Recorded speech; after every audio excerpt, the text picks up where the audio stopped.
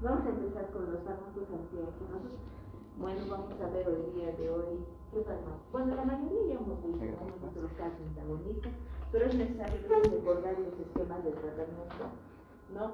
Y en cuanto a la cardiopatía isquémica, siempre en la cardiopatía isquémica se va a caracterizar por la deficiencia o la falta de oxígeno al músculo cardíaco, ¿no? Entonces, ¿qué pasa? Siempre va a haber una obstrucción, ya sea de tipo parcial o de tipo total, a nivel de nuestras arterias coronarias, que van a impedir la irrigación del flujo sanguíneo o del aporte sanguíneo al corazón. Sabemos que el corazón es muy importante porque sus propias arterias coronarias la nutren. ¿Para qué? Para aumentar la frecuencia cardíaca, para realizar la precarga, la poscarga y la contractilidad. Cuando existe una deficiencia en cualquier parte de la irrigación del músculo cardíaco, generalmente entramos en una isquemia, luego entra un infarto y por último la muerte de los miocitos, ¿no?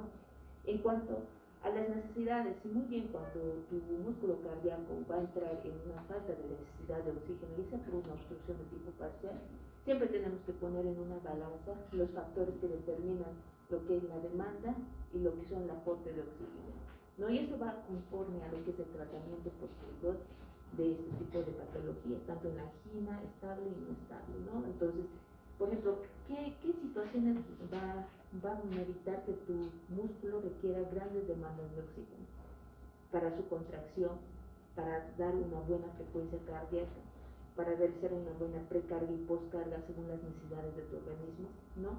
Y el aporte de oxígeno, entonces, que generalmente tus arterias coronarias estén bien dilatadas, bien perfundidas, que el aumento, que la persistencia de la diástole sea más permanente, ¿no? Y el diámetro vascular, que estén bien vasodilatadas, ¿no? Y la compresión de los vasos sanguíneos al momento de realizar la sístole. Entonces, ¿qué significa? Que yo tengo que, en el caso de la angina estable o inestable, no, inclusive en el infarto, mi objetivo es siempre mejorar el aporte de oxígeno del corazón. Entonces, para eso, yo tengo que dar vasodilatadores, tengo que dar, por ejemplo, en este caso, en la mayoría de los casos, anticoagulantes.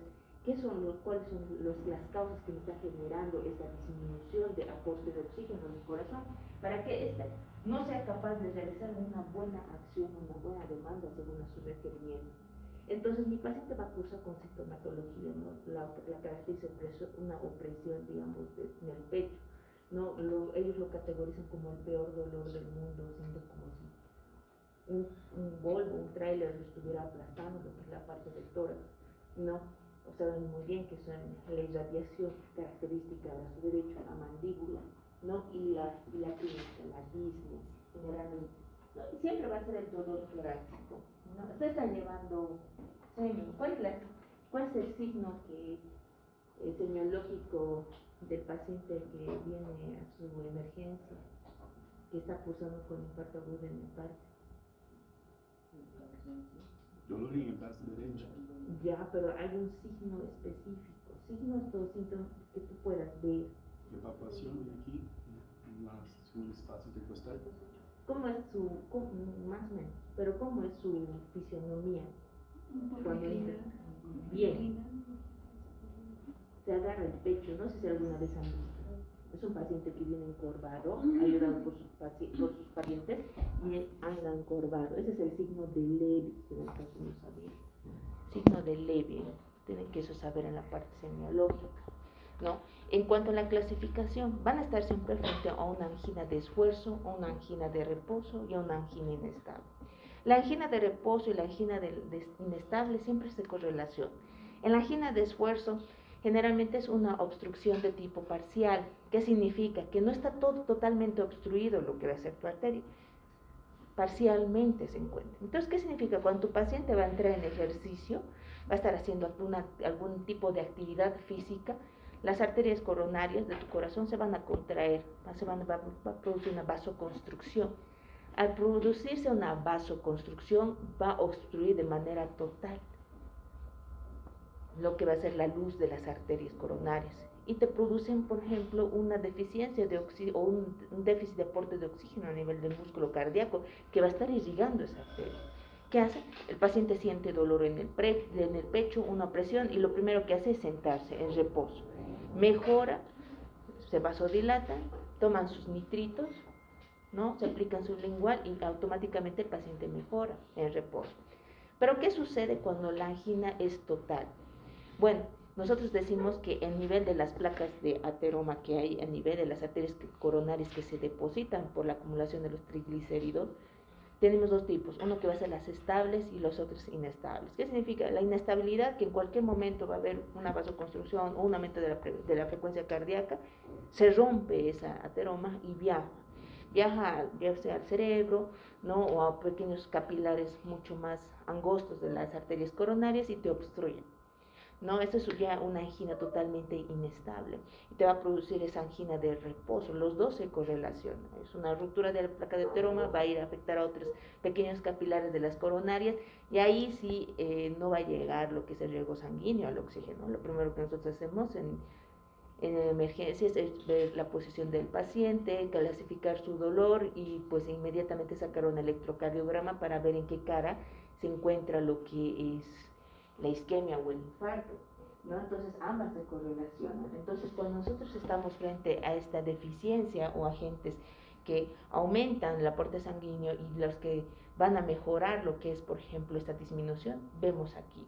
Sabemos muy bien que para que tu corazón trabaje necesita de oxígeno. Entonces para esto, para mejorar la frecuencia cardíaca y la contractilidad, das beta blockers que hemos visto, y damos los calcio antagonistas, tenemos los dihidropiridínicos y los no hidropiridínicos.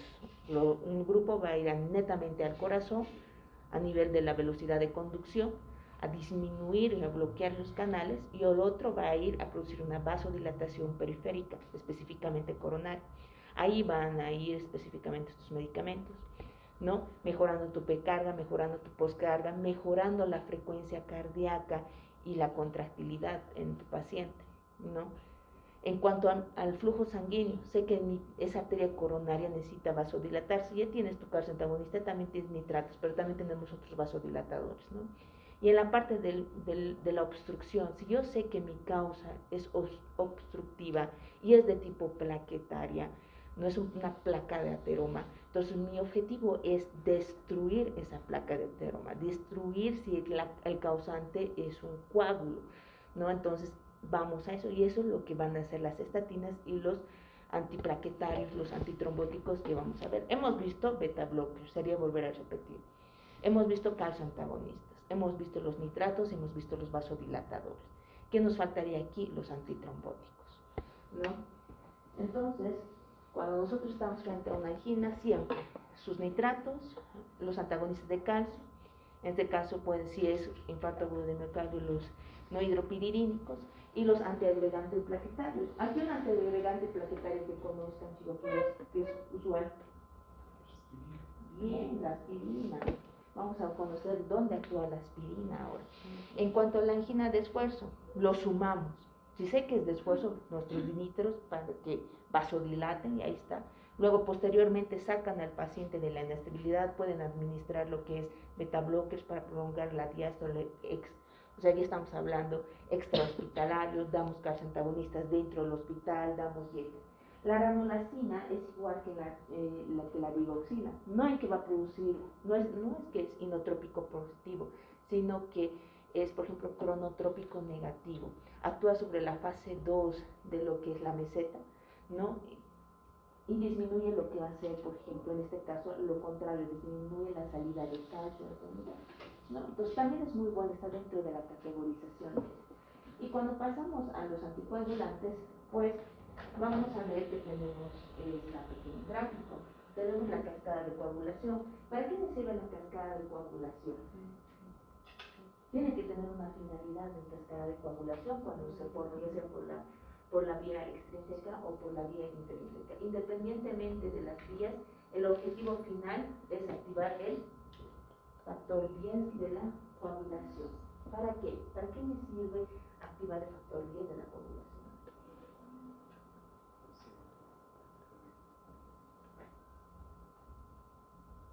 Bueno, el estabilizador de la placa. Para producir lo que hace la placa de fibrina. Cuando ustedes, por ejemplo, se hacen una cortadura, se empieza el nivel de la cortadura, por ejemplo, de la herida de ustedes, lo que se va a producir es una agregación plaquetaria, o sea, que sus plaquetitas se activan y se unen a nivel de la herida para que no exista más fuga de salida. Y todavía al unirse las plaquetas es una unión inestable. ¿Qué significa? Que la parte de la vía extrínseca va a estar trabajando para que ese cúmulo de plaquetitas que está uniendo tu herida, ¿no ves? Realmente forme una malla ¿de qué? Fibrina. Eso sirve se activa la vía extrínseca y la vía intrínseca para formar esa malla y dar estabilidad a esas plaquetas que están uniendo. Entonces, para eso sirve la fibrina. Y sucede lo mismo cuando hay, por ejemplo, una lesión a nivel vascular. Si nosotros hacemos estudios, saben muy bien que yo no soy una modelo antes, pero, digamos, estas son células vasculares, ¿no? Y aquí va a ver cuando existe una lesión, ya sea por aumento del flujo, lo que ustedes quieran, lesionan nuestras, bueno, las células ¿no? Lesionan lo que va a ser la célula que existe en flujo, pueden lesionar y maltratar estas células. Cuando existe una lesión, ¿qué es lo primero que se expone? ¿Qué es lo que aquí se va a exponer? Ya, sí, hay neutrófilos, se activan también las células del pulmón nuclear, es la primera línea que se activa, van a encontrar. Si fuera crónico, se les llama de los nucleares. ¿Qué más? Bien, colágeno. ¿Qué más? Neptuno. Neptuno no existe. ¿Qué más sería?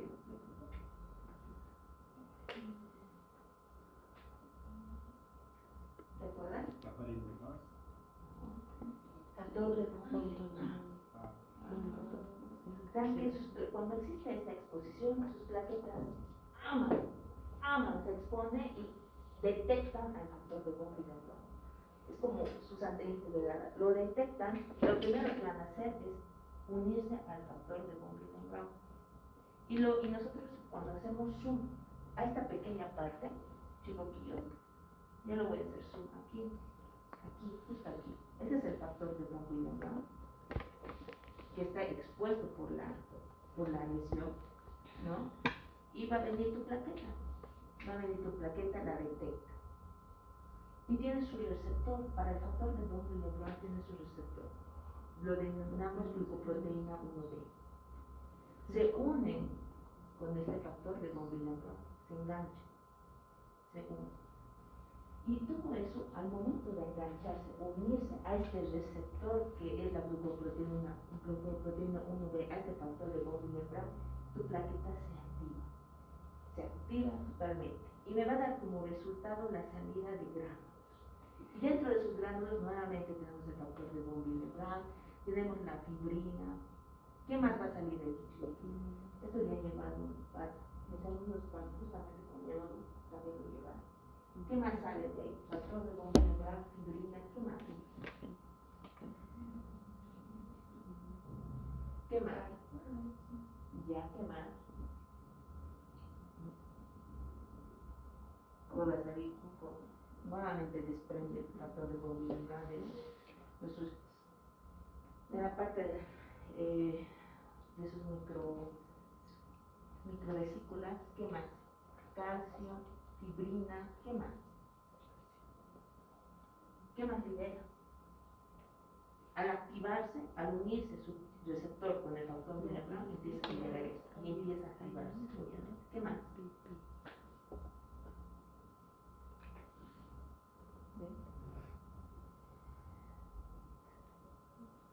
Tromboxano A2 y ATP. Cuando libera esto, llama a las otras plaquetas que están acá. Porque no olviden, estamos en ahí. Llama a otra plaqueta. Y la otra plaqueta viene aquí y se une. Porque aquí ella tiene un receptor muy específico, que es el P2Y12. El P2Y12 es netamente exclusivo del receptor de ADP. También existe un receptor para tromboxano A2. Tromboxano A2 se une y también se activa. Entonces viene tu ADP aquí y se une a su receptor, que es el P2 y E2, nunca se olvide. También tiene tromboxano 2. Esto en la otra plaqueta hace que se active y promueve el aumento de calcio, es decir, que empieza a liberarse dentro de tu plaqueta una gran cantidad de calcio. Pero ¿para qué va a activarse? ¿Para qué va a liberar una gran cantidad de calcio en el interior de la plaqueta? Para que se exprese un receptor que es muy importante. Si lo vamos a unir así, aquí existe un receptor, se activa y se expresa, se exterioriza a la parte externa de su membrana de plaqueta una proteína o un receptor, que es la glucoproteína 2B3A. Así se llama ese receptor. ¿Y para qué? Porque son los bracitos de la plaqueta. Se incrementa el calcio dentro de ella y se expresa externamente en los bracitos, que es la glucoproteína 2B3A, y lo más interesante, tu fibrina viene aquí y sirve como punto de anclaje entre las dos plaquetas. Es decir, esta es la fibrina, la glucoproteína 2B3A se expresa, la fibrina viene y la otra plaquetita se está uniendo ya también con su glucoproteína 2B3A. Y empiezan así a unirse de manera consecutiva. Entonces empiezan a ¿qué? A aglomerar aquí una gran cantidad de plaquetitas gracias a eso. ¿Qué más voy a ver en esto? Cuando el calcio se aumenta, activa a una enzima muy importante, que es la fosfolipasa A. ¿Qué hace la fosfolipasa A? ¿Qué me dice?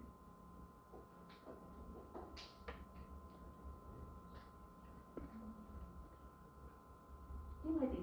¿Qué hace la fosfolipasa A2?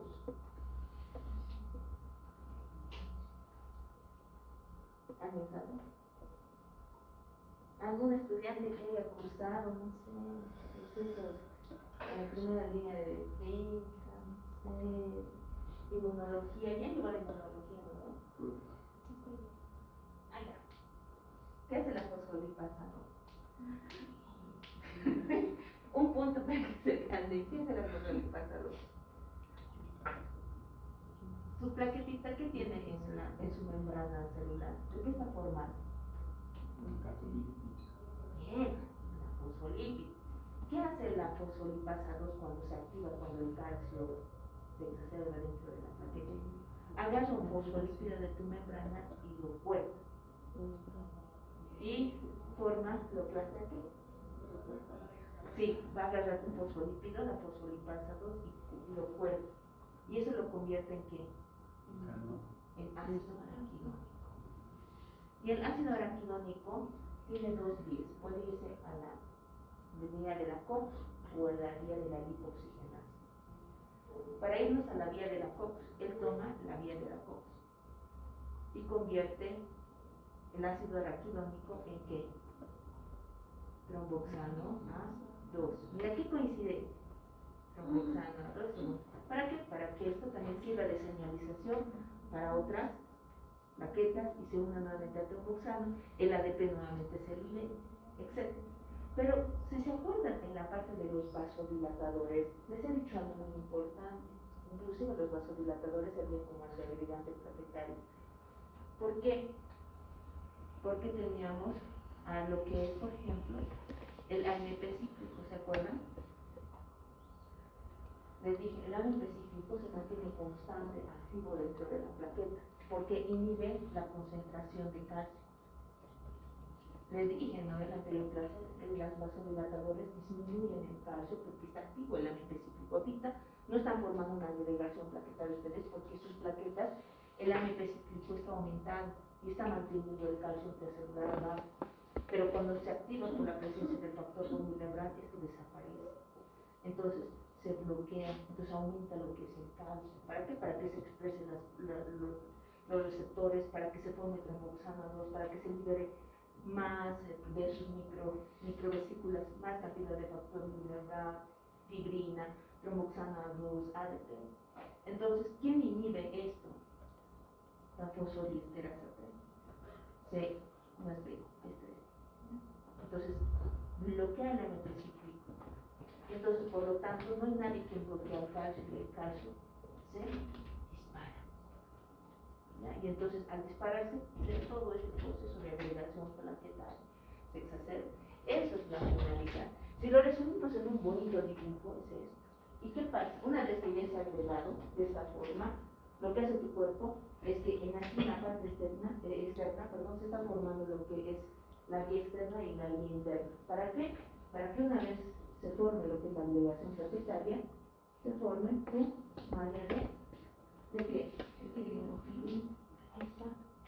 Ese es de simplificado tu agregación plaquetaria, que a veces lo ven muy complicado, así de sencillo.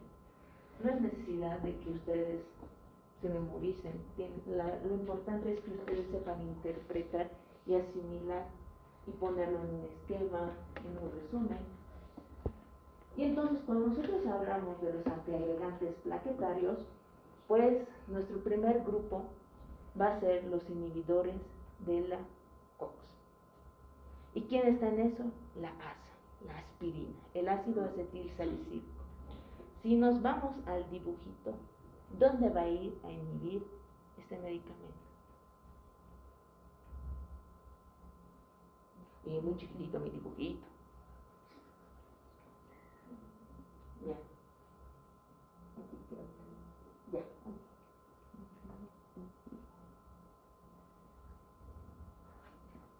¿Dónde iría? Mecanismo de acción de la aspirina. Aquí. Bueno, allá.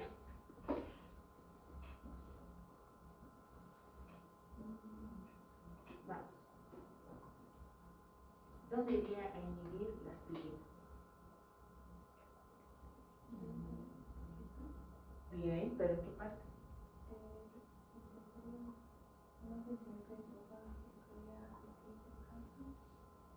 ¿En dónde?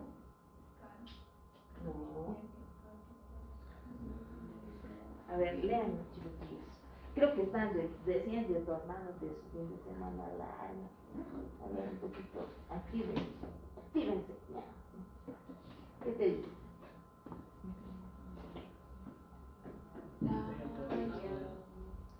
Inhibe lo que en tu dibujo, ¿dónde va a ir a actuar? Tu aspirina, vas a mascar tu aspirina, va a venir, ¿listo? Bloquea la COX, hace que tu ácido araquidónico no pase la vía de la COX-1 y se transforme en tromboxano 2. Ahí está su mecanismo de acción. Y desde que ni siquiera tienen la necesidad de memorizar. Si memorizan, no han entendido el dibujo, no han entendido el tema. Pero si lo has entendido, bien por ti, porque solamente necesitas ese esquema para atender todos los antiplaquetarios. Entonces, ¿qué hace la aspirina? Bloquear la ciclooxigenasa. Se bloquea la ciclooxigenasa, no se convierte lo que va a ser el ácido araquidónico en tromboxano A2. Perfecto. Pero su bloqueo, a diferencia de otros, es irreversible. Es decir, una vez que la aspirina bloquea la parte de estos receptores, entonces es definitivo, es hasta que se pierdan lo que son las plaquetas. Y lo que se une específicamente es el acetil. Si descomponemos químicamente esa acción irreversible, lo tiene el acetil, porque una vez que se metabolice, se va a metabolizar como ácido salicílico. Y la parte del acetil es lo que le confiere la parte de irreversibilidad. ¿Cuánto tiempo dura tu plaqueta? ¿Cuánto tiempo de vida tiene tu plaqueta? 120 días va a estar actuando, porque es de manera irreversible. Hasta que se mueran tus plaquetas, nuevamente se va a volver recién a generar de manera normal. Así funciona lo que es la aspirina. La parte, si hablamos químicamente, esa acción es el ácido acetil, ¿no? Entonces, listo, ahí está tu mecanismo de acción, ahí está la clave. En cuanto a las presentaciones, vienen presentaciones desde 100 hasta 500 en comprimidos, pero se sabe muy bien, la aspirina, al igual que otros medicamentos, es un AINE, que tiene capacidades antipiréticas, antiinflamatorias y en algunas partes analgésicas, como también antitérmicas, como es el paracetamol. Si todas estas facultades dependen mucho de la dosificación de este medicamento. Si tú quieres ver una acción antiplaquetaria, prácticamente tú tienes que dar hasta 300 a 375 miligramos de aspirina para lograr ese efecto de agregación antiplaquetaria. Es decir, tiene que mascar el paciente. Si solamente quieres verlo como analgésico, ahí pues las dosis pueden disminuir. Todo depende, por ejemplo, a la gravedad del AINE. Por ejemplo, cuando nosotros damos AINE siempre preguntamos según la escala de EVA, si es, por ejemplo, del 1 al 10, cuán doloroso es, por ejemplo, ¿no? Entonces, dependiendo de eso, damos. Tampoco no damos una gran cantidad porque es un estimulante de la producción de ácido clorhídrico en las células parietales. Entonces, también tenemos que evitar. Dentro de la categorización es el primer AINE que te puede generar lo que van a ser úlceras gástricas por el consumo generalmente inadecuado de la dosificación, por eso hay que tener mucho cuidado. En la parte de los antiinflamatorios, como un efecto de 1 gramo, inclusive si sea 1000 miligramos, ustedes pueden ver como un ejemplo antiinflamatorio, ¿no? Entonces es usual ver esto. En los niños también la modificación, por ejemplo, de tratamiento es diferente. Miren, ahí utilizamos miligramo, kilogramo, peso del niño.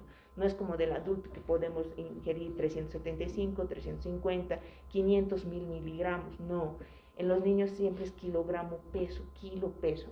Si quieren ver un efecto generalmente antitérmico, que usualmente a veces los padres todavía siguen administrando a los niños, lo van a ver con una dosificación de 10 hasta inclusive de 12 como dosis intermedia. No, como antiinflamatorio siempre de 80 tratamos de administrar, y como antiagregante en plaquetario, porque sí en los niños también se puede dar, aunque muy poco, de 3 a 10, ¿no? En cuanto a la farmacocinética, es un buen medicamento, se absorbe muy bien, es gastrolesivo, estimula lo que va a ser la secreción de ácido clorhídrico. Hay que tener mucha precaución en cuanto a la biodisponibilidad. Si ustedes van a administrar este medicamento, tiene inclusive podría decir de un 80%, a diferencia de ahí de la teórica, porque su efecto es muy bueno dentro de lo que cabe en pacientes con infarto agudo de miocardio. Como antiagregante plaquetario va excelente.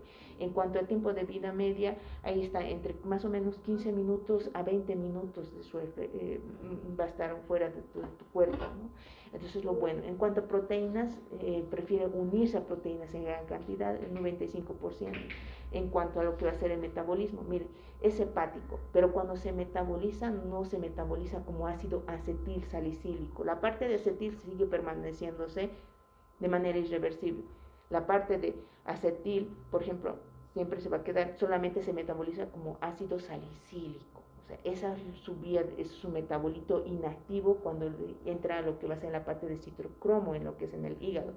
No se confundan, ya en cuanto a la vida media yo hablo de eso, ¿no? Y la eliminación es netamente renal. Hay que tener mucha precaución también a los pacientes con insuficiencia renal aguda, la dosificación, tener en consideración. ¿En qué situaciones nosotros utilizamos la aspirina? En infarto agudo de miocardio, en angina estable, en angina inestable, en lo que es en la parte, por ejemplo, de claudicación intermitente, ¿no? La trombosis venosa profunda, a eso vamos, ¿no? Los pacientes que generan a nivel de las venas lo que son trombos, son muy buenos para también producir una disgregación irreversible, ¿no? Y como antiinflamatorio, sí, ¿no? Como analgésico, antipirético, ¿no? También, ¿no? Y también como un buen medicamento para el dolor. ¿Qué es claudicación? Claudicación es cuando generalmente a nivel de las varices, de las venas, generalmente popliteas, se produce aparte de que son ya venas tortuosas, ¿no? Tortuosas totalmente, ¿no? Se produce ahí justo un enclavamiento de un trombo.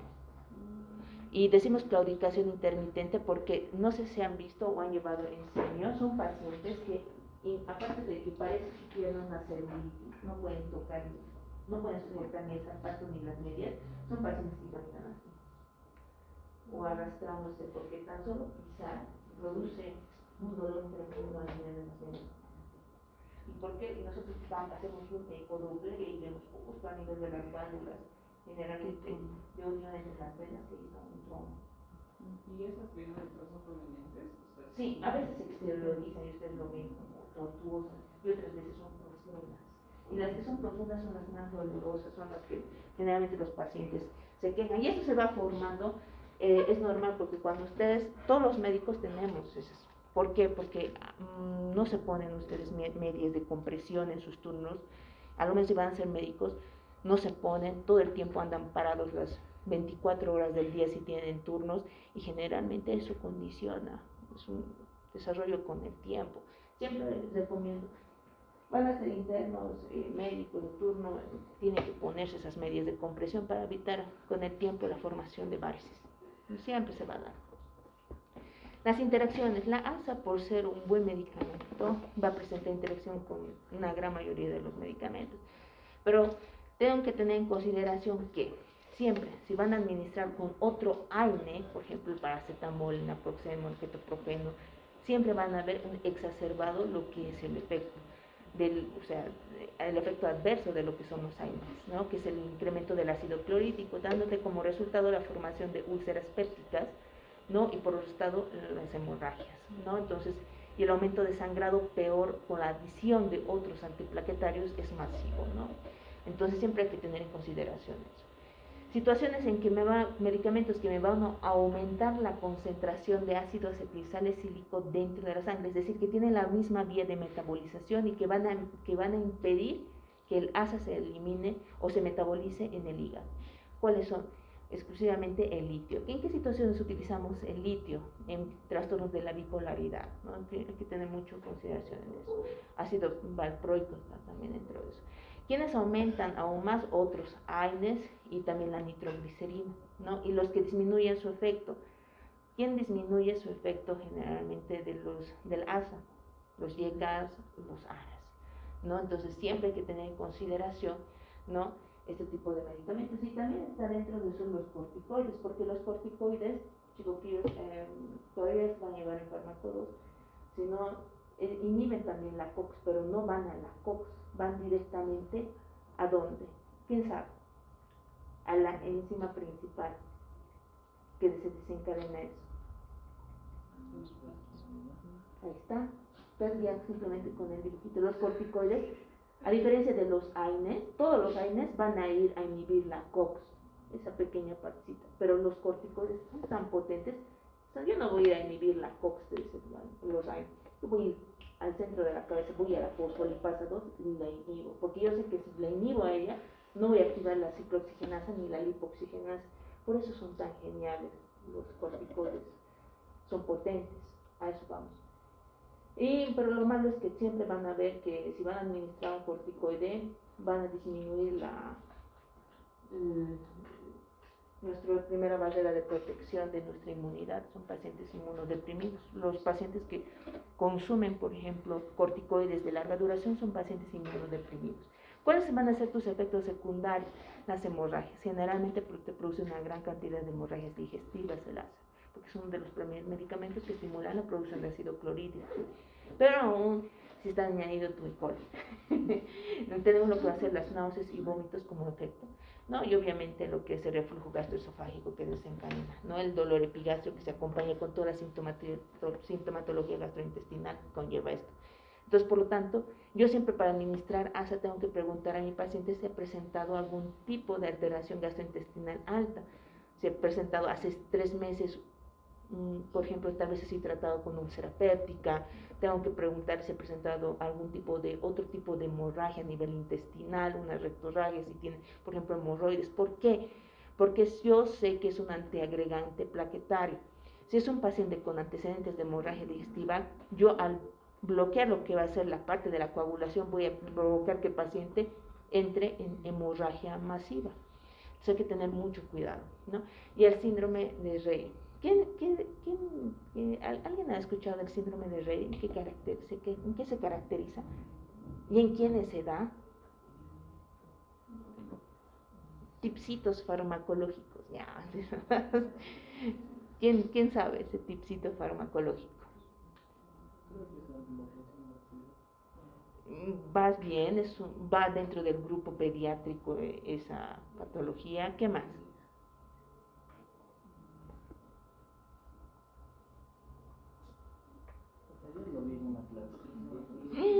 ¿No viste?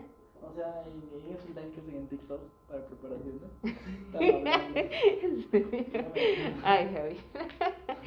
¿Alguien más específico?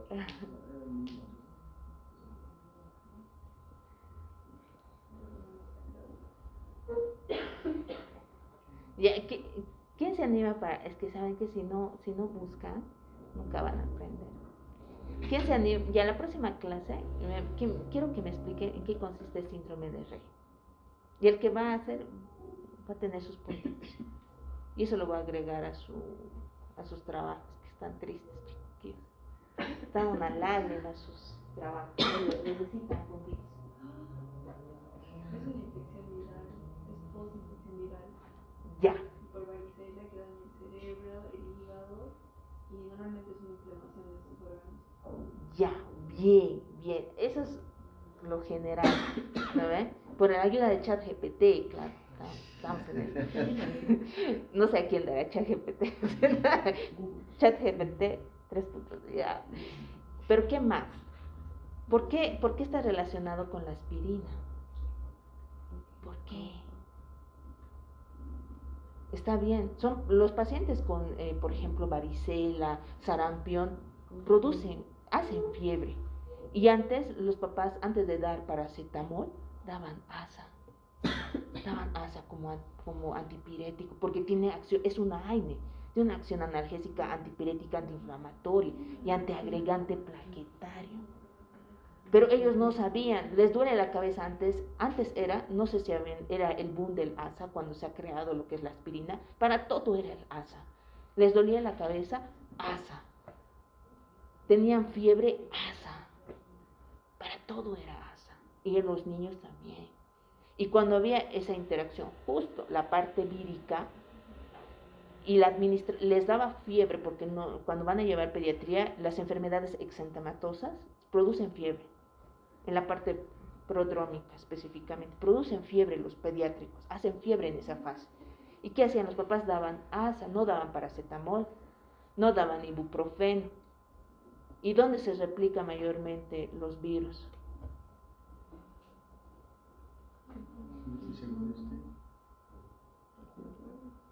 Ya, pero también tiene una gran predisposición a replicarse a nivel hepático. Dentro de los hepatocitos se replicaba. Entonces, ¿qué producía? El ASA es netamente hepático. Al dañar lo que eran los hepatocitos por la parte de la replicación viral, lo que producían era un estrés oxidativo. Y tú le administrabas ASA y el ASA incrementaba la acción de los hepatocitos en la parte de la parte mitocondrial y tu paciente entraba en una parte anaerobia, o sea, en una fase de consumo de tipo anaeróbico, no aeróbico, y producía una gran cantidad de ácido láctico. Tus células entraban en muerte, específicamente las hepáticas. Ese ácido láctico te producía una acidosis metabólica y a nivel del sistema nervioso central las concentraciones dañaban a nivel neuronal y los niños presentaban un trastorno neurológico por culpa de la ASA. Entonces, causando como el síndrome de Rey. Entonces, por eso, chicoquillos, ustedes ya son médicos en formación. Jamás den un paciente con patología de tipo viral ASA. Específicamente si es pediátrico. Tienen su paracetamol, tienen su ibuprofeno. La dipirona, aunque generalmente la dipirona está contraindicado en Estados Unidos y en Europa, para nosotros los latinoamericanos no nos hace mal la dipirona. Para ellos sí, para nosotros no. Entonces, ¿por qué? Porque tenemos un gen muy específico los latinoamericanos que no somos sensibles a la dipirona. Tú dices a un americano, a un europeo, administrar para su fiebre dipirona, se asusta.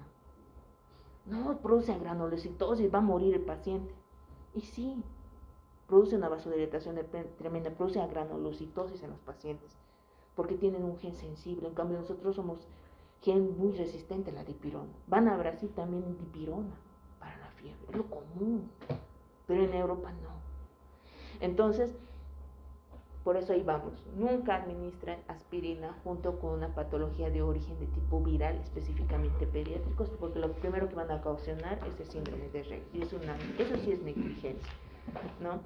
En cuanto a lo que hacen los antiagregantes plaquetarios, inhibidores del receptor P2Y12, muy típico, el que más sobresale es el clopidogrel, ¿no? El clopidogrel es el más usado, encontramos en todos lados, y también en segundo lugar prasugrel y ticagrelor, ¿no? ¿Dónde van a ir a inhibir estos medicamentos? En tu dibujito, ¿dónde va a ir a inhibir? Agregación De ADP, ahí está. Tu clopidogrel, tu prasugrel, tu ticagrelor van a ir a inhibir ¿dónde? Aquí. ¿Qué cosa? Aquí lo inhibes. ¿Y qué te va a dar? Y si lo inhibes, ¿qué te va a dar como resultado? No se ha activado por el ADP, ¿ok? Ahí se ha venido a unir tu clopidogrel, tu ticagrelor, tu prasugrel. ¿Qué vas a ver como manifestación? ¿O qué se va a dar si tú bloqueas eso? no va agregadas cualquier cosa. Bien. ¿Qué es lo que aumentaba todo esto? El calcio. ¿El calcio se aumenta? Disminuye un poco. Se va a exacerbar esta glucoproteína, es decir, si yo te he dicho, se aumenta el calcio y hace que estas proteínas se expresen fuera de la plaqueta. ¿Se van a expresar? ¿Se va a ver unión plaquetaria? Eso sirve la ticagrelor. Entonces va a inhibir lo que va a ser la parte del receptor, justamente P2Y12, que sirve para la unión con el ADP. Al unirse con el ADP no se va a expresar la glucoproteína 2B3A y no se va a producir la unión plaquetaria. Perfecto. Entonces, así de sencillo, chicoquillos. Se han visto que con el dibujito nomás estamos aprendiendo. En cuanto a las cargas, siempre van a haber cargas de inicio, o sea, dosis iniciales y de mantenimiento, ¿no? Lo que nosotros utilizamos son los inicios generalmente de carga, porque es lo que nosotros primero tenemos que evitar, la agregación plaquetaria. Obvio, recordar, esta es la parte de la agregación plaquetaria, inhibidores de la agregación plaquetaria, que van a inhibir que no se produzca lo que es la unión de las plaquetas, en otro término. Entonces, tu inicio de carga para el clopidogrel, que es el más usado, siempre utilizamos con una dosis de ataque entre 250 a 300. ¿Ya? Posterior a esto, ya una vez que tú estabilices, veas ese efecto de antiagregante plaquetario, como mantenimiento posterior utilizas 75 miligramos, eso es para la semana, ¿no? En cambio, el prasugrel dosis de inicio es un poco más bajo que el clopidogrel, ¿no? Entonces de 60 miligramos, incluso de 60 a 65 como dosis máxima, y dosis de mantenimiento 10 miligramos. El ticagrelor, dosis de carga 180 hasta 200 miligramos, ¿no? Y dosis de continuidad para el resto de la semana, una vez que saquen del periodo crítico, utilizan 90 miligramos. ¿Todo de qué depende? De la diferencia de la vía de metabolización. Generalmente, estos medicamentos, si muy bien tienen lo que es la misma vía que la vía hepática, en cuanto a sus procesos de vida media son muy distintos. A eso vamos, por eso aumentamos lo que son en algunos más las dosis y en otros menos. ¿Me van a avisar, por favor, qué hora es? 9. 13. Podemos todos, ¿no? Hasta las 9:45. Bien. Entonces, todos estos medicamentos, si pueden ver, si lo categorizamos así, clopidogrel, prasugrel, ticagrelor, son medicamentos que netamente se administran por vía oral. Eso es lo bonito, vía oral. En cuanto a su biodisponibilidad, varía. El que tiene mayor biodisponibilidad entre ellos es el prasugrel de 79, le sigue el clopidogrel de 50 y el ticagrelor de unos 35% en cuanto a biodisponibilidad. Son medicamentos que, a pesar de que son administrados por iones, se absorben muy bien, tienen una gran afinación a nivel plaquetario, por eso se unen a nivel del receptor P2Y12 netamente plaquetario, y su metabolismo es netamente hepático, o sea, todos utilizan citocromo P450, CYP3A4. CYP3A4 hay que tener mucho cuidado porque es la única vía en la que se van a metabolizar los antivirales, ¿no? Los antibióticos y los protectores gástricos. Bueno, entre eso el omeprazol, ¿no? Que predomina, ¿no? Si ponemos en consideración, miren, la vida media, el que tiene, por ejemplo, más vida media va a ser el prasugrel de 15 horas, incluso metemos hasta 20 horas, ¿no? El ticagrelor y el clopidogrel disminuyen. El ticagrelor, a diferencia del clopidogrel, tiene una vida intermedia, entonces es decir, más o menos que es 12 horas inclusive cada 15 horas inclusive, y el clopidogrel cada 8 horas, ¿no? Entonces, dependiendo de la vida media, tú vas a administrar cuántas veces al día, pero como es un paciente con internación, inclusive para mantenimiento, nosotros damos esa cantidad 3 veces, 2 veces al día.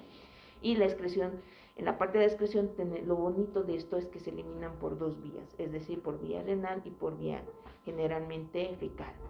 ¿De qué me sirve? Por ejemplo, si mi paciente tiene insuficiencia, yo qué sé, renal, puedo dar con tranquilidad, aunque disminuyendo un poquito la cantidad de dosis, ¿no? Porque sé que tiene la otra vía de metabolización, ¿no? Tiene la vía fecal, por ejemplo. Entonces, no simplemente va a utilizar la vía renal como proceso de eliminación, tenemos lo que va a ser la vía fecal. Entonces, en esa parte, estos medicamentos son buenos, tienen 2 vías, no va a producir un efecto inclusive acumulativo, va muy bien, ¿no? Nunca se olvidan eso. Hay otros de acción corta, prolongada e intermedia.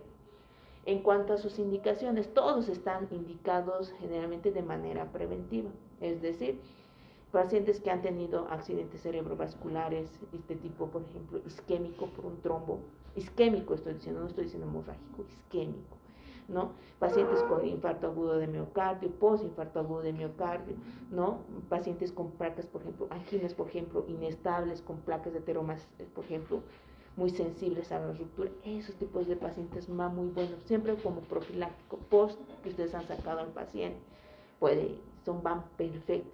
En cuanto a los efectos adversos, siempre van a tener en consideración las hemorragias. Ahora, mi pregunta es, ¿por qué no doy estos pacientes en un paciente con ACV hemorrágico, pero sí en un paciente con ACV isquémico?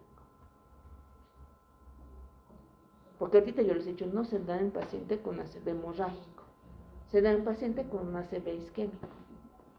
Isquémico sí, porque la causa es un trombo. ¿Y por qué en un hemorrágico no doy? El sangrado, porque aumentas el sangrado. Si el origen es una ruptura de un vaso, va a sangrar. Ahí lo que no vas a agregarle, por ejemplo, un clopidogrel, o le vas a dar, lo que vas a hacer es que no se va a producir la agregación plaquetaria. El paciente va a empezar a sangrar y no va a parar. Va a ser como una pila que ustedes van a abrir y no van a poder parar.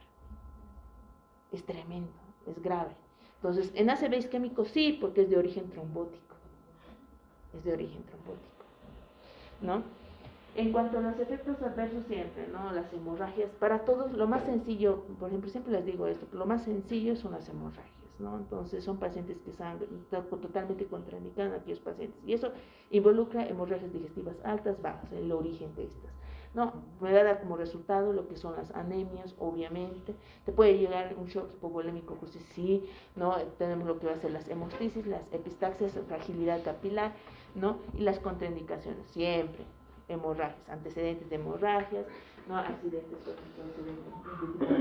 con hemorrágico, y en pacientes con insuficiencia cardíaca, porque si se han dado cuenta, se metaboliza por el citocromo P450, CYP3A4. Vámonos al otro grupo, los antiagregantes, inhibidores de la glicoproteína 2B3A. ¿Dónde van a ir a inhibir estos?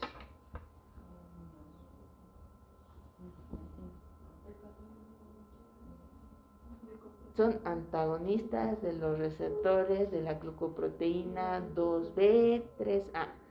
En su dibujito, ¿dónde va a inhibir? Bien, pero ¿dónde encuentras eso? ¿Qué función tiene? Bien, son sus bracitos de tu plaqueta. Va a tomar el lugar de la fibrina, y ahí se va a sentar lo que es estos medicamentos, y lo van a bloquear, no va a permitir que se active, no va a permitir que se una, bloquea esos receptores.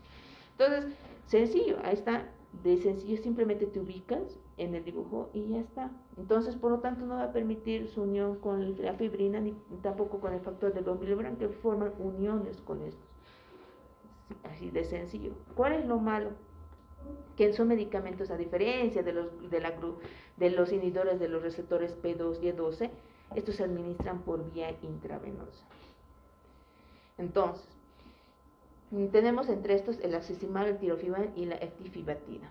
Entre lo que más conocemos, el abscisimmab es el que también más utilizado, es el que utilizamos como dosis de inicio y como dosis inicio o de ataque y también como de mantenimiento. ¿No? El acecimab puedes administrar 0,25 miligramos kilogramo bolo intravenoso. ¿Qué significa esto? Por ser medicamentos netamente que van con la dosificación, chicoquillos, necesitan administrarse con bomba de infusión. Para los que hayan llevado conmigo farmacología práctica, la bomba de infusión es un pequeño aparatito que te mide la cantidad de gotas que va a entrar ml en tu cuerpo por hora, y es exacto y es preciso. Siempre vamos a requerir la administración de estos medicamentos. ¿Por qué? Porque tiene que entrar la cantidad de gotas exactas en tiempo determinado. ¿Para qué? Para evitar pasarnos una dosis máxima y evitar las hemorragias en mi paciente. No me conviene tampoco irme al otro extremo. Por esto utilizamos las bombas de infusión. Son netamente exactos en la administración del medicamento. Nunca se olviden. Entonces son medicamentos controlados, por si acaso, que utilizamos específicamente en terapia intensiva. Puedes utilizar de 0.25 miligramos kilogramo peso del paciente en bolo, y para continuas 0.25 aquí microgramos. Lo puedes convertir a microgramos o a miligramos, ¿no? Todo depende de tu transformación de tu forma. El tirofibam puedes administrar, miren, tu solución tienes que administrar 0.4, si es pequeñito, suficiente como una dosis generalmente de ataque, y como mantenimiento siempre 0.1, mucho más pequeño. Ya empezamos a utilizar aquí microgramos inclusive, y el trifluidido, 180 microgramos como dosis máxima, inclusive hasta 200 pueden dar, pero siempre dosis respuesta. Inicien siempre con dosis mínimas de tipo de medicamento, y como perfusión continua pueden utilizar 2.0 microgramos, hasta 0, pueden utilizar incluso hasta 0.1 y 2 como dosis máxima, 2.0 microgramos hasta para mantenimiento, ¿no? Perfusión continua para 24, incluso en 72 horas, todo dependiendo de tu agregación plaquetaria, de tu TP y tu INR, ¿no? De tu paciente cuando sacas. En cuanto a la farmacocinética, sencillo, si los anteriores que inhibían el receptor 2PY12 eran vía oral, estos se caracterizan por ser por vía intravenosa, es decir, su biodisponibilidad va a ser de 100% porque no tienen no van a pasar por la vía de absorción. Entonces, el efecto de estos medicamentos es al momento, es al instante. Tú vas a ver esa antiagregación plaquetaria al instante, no como los otros que podían haber iniciado dentro de los 2 minutos, dentro de 1 hora o dentro de 35 minutos, que es generalmente del clopidogrel, no, esto es al instante. Administración por vía intravenosa, por bomba de infusión, es al momento, a los 2, incluso 1 minuto tú ya estás viendo el efecto. Su metabolismo, como tú puedes ver, todos se van a metabolizar por esto como P450, CYP3A4, ¿no? Y en cuanto a lo que va a ser las proteínas, aman las proteínas exclusivamente la parte de las plaquetas, ¿no? Por eso tienen su unión a nivel de los receptores 2B3A. En cuanto a su vida media, todo depende, ¿no? Por ejemplo, tienen vida generalmente prolongada, una vida intermedia, una vía muy corta. La vía muy corta, o sea, que su vida media es 30 minutitos, su efecto es al segundo y su vida media es 30 minutitos. Intermedia, a las 2 horas, así de chiquitito. Su efecto va a ser a los segundos, y por ejemplo, a las 2 horas ya está mitad del medicamento afuera y mitad sigue adentro. Y el tirofibam, que tiene una vida, bueno, es prolongada a diferencia de los anteriores, pero es de 8 horas, ¿no? Entonces va bien. Es por eso que utilizamos la bomba de difusión, para que entre de manera continua esa cantidad de medicamento, ¿no? En cuanto a la excreción, lo malo es que tanto el acecimab como el eptifidato utilizan netamente el riñón como su vía de eliminación. O sea, hay que tener mucho cuidado, disminuir las dosis en los pacientes con insuficiencia renal aguda. Eso sí hay que tener mucho cuidado de eso. El tirofibam no tanto. El tirofibam, lo bueno de este medicamento, ya podemos rescatar, es que utiliza 2 vías de eliminación, tanto la fecal como la renal, ¿no? Entonces, opten si su paciente tiene, por ejemplo, una insuficiencia, por ejemplo, renal, pueden optar la vía de eliminación con el tirofibam, que utiliza también las heces. Aunque no en mucha proporción, pero es un buen medio en el caso de que sea bien marcado su insuficiencia renal aguda de tu paciente. Obviamente las indicaciones, ¿no? Es angina, si es al momento, chicos, si es una vía intravenosa, ya no vamos a utilizar como preventivo posterior, si no utilizamos en el acto. Para la angina inestable, para infarto agudo de miocardio, ¿no? Para las anginas, por ejemplo, incluso estables, ¿no? Incluso en los ACVs de tipo isquémico, ¿no? Por eso siempre preguntan, ¿no? El paciente, no sé si alguna vez ustedes han visto, viene un paciente cuando entra un paciente con ACV, nunca sabe si la causa es un ACV hemorrágico o un isquémico. Y a veces, antes de sacar, por ejemplo, la tomografía, que todavía dura tiempo, todavía hay que hacer todavía reserva, tardan 2 horas, 3 horas, eso su paciente puede morir. Entonces les dicen, ¿no? Miren, según la clínica es una ACV, pero hay que ver si es isquémico hemorrágico. Usted firma un consentimiento, nosotros vamos a añadir el axiximab, pero si es hemorrágico, pues lo siento, ¿no? Pero si es isquémico, tu paciente va a ir bien. Y a veces los pacientes firman el consentimiento porque no queda de otra, dentro de poco su paciente puede morir. Entonces firman su consentimiento, administran el axiximab, si es isquémico, todo bien, el paciente en ese momento recupera, pero si es hemorrágico, lastimosamente pasa al otro lado, ¿no? Entonces, o tratamos de evitar que pase al otro lado. En cuanto a los efectos adversos, siempre es hemorrágico, causan epistaxis, causan lo que va a ser inclusive, si es hemorrágico, un shock hipovolémico, te lleva a eso, ¿no? La mayoría siempre va a ser las hemorragias.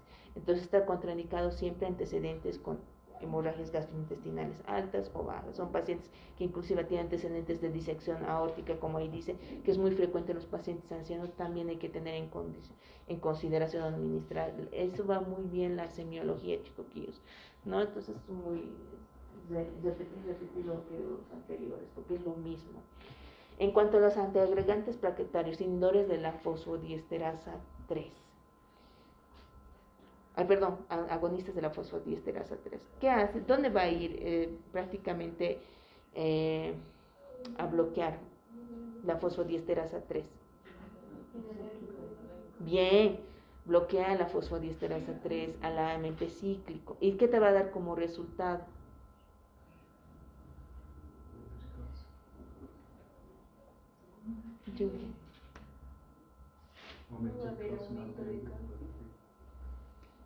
Nosotros vamos a dar, generalmente lo que tenemos en consumo actualmente es la milrinona. La milrinona inhibe a la fosfodiesterasa 3 y permite que el AMP cíclico exprese y por lo tanto disminuya el calcio. Si disminuye el calcio no se va a dar también la expresión de los blastitos, de la glucoproteína 2B3A, no se va a dar la expresión generalmente de lo que es inclusive la formación del tromboxano A2, ¿no? Entonces, va genial, ¿no? Incluso no se va a liberar los gránulos, chicoquillos, los gránulos que contienen el factor de von Willebrand, los gránulos que contienen lo que va a ser el fibrinógeno, lo que contiene el calcio, el ADP, no lo libera. Entonces el calcio es la clave. Al inhibir con lo que va a ser la milrinona, lo que nosotros hacemos es que el calcio generalmente disminuya y que exacerbe la acción del AMP cíclico. Eso simplemente. No, ¿han visto la necesidad? Yo no estoy leyendo la parte de mecanismo de acción. Al saber aquel dibujito de allá, te ubicas. Así de sencillo, que no sea una tortura aprender los antiagregantes plaquetarios porque no les gusta, ven que es muy difícil. Sencillo, te ubicas en el dibujo y ya sabes lo que vas a dar como resultado. Se va a inhibir la célula, va a estar en un estado negativo. En cuanto a las dosificaciones, ¿qué horas, chiquillos? 28. ¿Ya han hecho su listadito? Ya, vamos. Ya, terminamos esta parte de aquí y nos vamos. ¿Bien? Tengo que ir a marcar de la doctorita. Entonces, en cuanto a la milrinona, tenemos que sus dosis, por ejemplo, de inicio, o sea, cuando nosotros entramos en ataque, damos una dosis de 50 microgramos, ya en kilogramo, peso, siempre en coordinación con el peso del paciente, no se da así nomás sus medicamentos, siempre con el peso, multiplicamos con el peso del paciente. Como mantenimiento, reducimos la dosis 0.5, 0.1, 0.3, dosis máxima 0.5. El cilostazol, como va a ser, por ejemplo, una dosis inicial de 100 al día, se administra, a diferencia tenemos dos, por si acaso, uno que te van a administrar por vía intravenosa y otro por vía oral. El sultasol puedes dar una sola vez al día, todo dependiendo de la clínica, ¿no?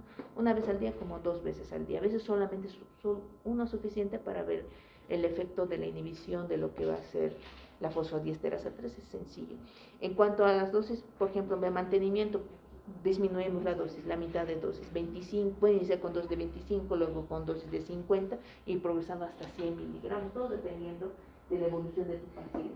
Entonces, ahí tenemos los dos extremos. En los anteriores netamente por vía oral, el anterior grupo, el del glucoproteína 2B3A, todos son intravenosos, pues los inhibidores de la fosfodiesterasa 3 es uno que se administra por vía oral y el otro por vía intravenosa, ¿no? Lo que se administra por vía oral va a presentar una biodisponibilidad generalmente muy marcada, entre 50 y 60%, y la amilrinona de 100%, porque es netamente por vía intravenosa, vía directa.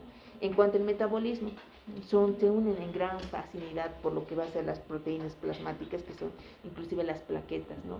En poca cantidad con la albúmina, no, pero mayor afinidad hacia las plaquetas. Todos se van a metabolizar como P450, específicamente CYPA3A4. Tengan mucho cuidado en la administración conjunta con los inhibidores de la bomba de protones, exclusivamente el omeprazol y lo que va a ser la clindamicina y las quinolonas, porque utilizan la misma vía, pueden producir una acumulación de este medicamento y aumentando lo que va a ser el TP en cuanto al paciente, es decir, va a presentar hemorragias masivas. Eso hay que tener mucho cuidado. Si son la administración con quinolonas y estos medicamentos, siempre separado el tiempo, chicos, por favor. En cuanto a la excreción netamente por vía renal, hay que tener muy controlado lo que es, por ejemplo, en pacientes con insuficiencia renal aguda. Si, digamos, su dosificación era 50, pues administrarán la mitad, 25. No todo dependiendo de lo que va a hacer a la urea y a la creatinina de tu paciente, ¿no? En cuanto a lo que va a ser las indicaciones, ¿no? El silostazol siempre, como es por vía oral, preventivo, siempre por preventivo, porque va a tardar en efectuar su acción. Posterior al ataque del infarto agudo de miocardio. La amilrinona, sí, como un tratamiento a corto plazo para sacar, en el caso de que no existiera el axicimab, ¿no? Que va a inhibir las glucoproteínas 2B3A, pueden administrar lo que va a ser la amilrinona, ¿no? Pueden, si es que no tuvieran otro medicamento, y sí, adelante. En cuanto a sus contraindicaciones, siempre va a ser pacientes con hemorragias digestivas altas y bajas, pacientes que hayan presentado algún tipo de hipersensibilidad anteriormente, porque son pacientes que vienen, no presentan, perfecto, pacientes que o presentan ya sea por antecedentes de hemorragias digestivas altas o bajas, por ejemplo, hipovolemia, hay que también restringir, pacientes con hipotensión también contraindicado, porque aún bajamos más, y el silostazol totalmente contraindicado en lo que va a ser, por ejemplo, no, inclusive todos estos medicamentos chicoquillos, el abscisimmab, el tirofiban, silostazol, están contraindicados en la mayoría en los embarazos, ¿no? Entonces, ¿qué medicamentos, por ejemplo, podemos utilizar en las embarazadas? Las heparinas. Las heparinas, eso sí puedes utilizar. La mayoría de estos no, contraindicado. Las heparinas van a ir geniales en las gorditas, como preventivo inclusive, muy bien con ellas. En cuanto a los efectos adversos, siempre vas a ver hemorragias. Tengan mucho cuidado los pacientes con úlcera gástrica, úlcera péptica, inclusive que hayan tenido antecedentes de proctorragia, ¿no? Hay que tener, los ancianitos hay que tener mucho cuidado a la administración, mucho cuidado en cuanto a esto. En cuanto a la amilrinona, se ha visto que puede producirte una taquicardia ventricular, por ejemplo, ventricular. ¿Qué significa esto? Que la amilrinona tiene una cierta acción sobre la vía de conducción eléctrica del corazón, estimula el nódulo sinusal. Entonces, al estimular el nódulo sinusal y el nódulo auriculoventricular, tienes una gran predisposición de producir taquicardias en dosis máxima estoy hablando. Entonces, hay que tener mucho cuidado. Aparte de tener el mecanismo de acción a nivel plaquetario, tiene una cierta acción sobre lo que va a ser la parte de los ventrículos y las aurículas en el corazón. Se ha visto que tiene esa acción. Entonces, hay que tener mucho cuidado, puede producir alguien también ventriculares como ventriculares. No quiero pasar. 24. ¿Avanzamos uno más? Ay, chicos, vamos a avanzar como locos en el dinero. Ya, el día sábado estábamos a ya debería. Tú debes estar capa. Tienes que recortar.